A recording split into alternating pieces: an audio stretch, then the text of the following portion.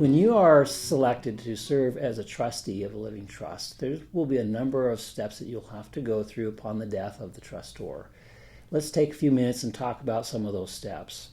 Generally, the first step will be to ensure that each of the beneficiaries have been noticed of their right as a beneficiary. Usually this happens through a technical notice of beneficiaries, which is directed under the terms of the NRS, Nevada Revised Statute 164. And so this notice goes out with a copy of the trust, so the beneficiaries are aware of their designation as beneficiary and what their rights are.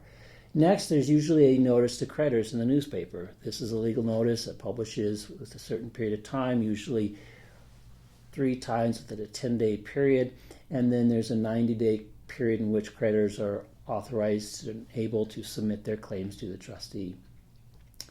The trustee is also advised to prepare an accounting, and this accounting will usually start with initial inventory as of the date of death of the trustor, and then it'll track all the income and expenses that come in and out of the estate.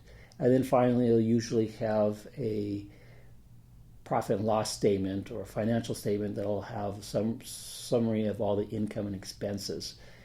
This is very important so the beneficiaries can see exactly all the transactions and what they're entitled to, what they'll receive at the end.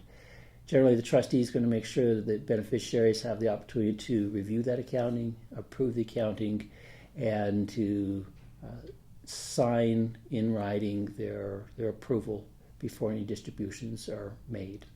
There are many other steps involved in this process, but these are probably the top 3.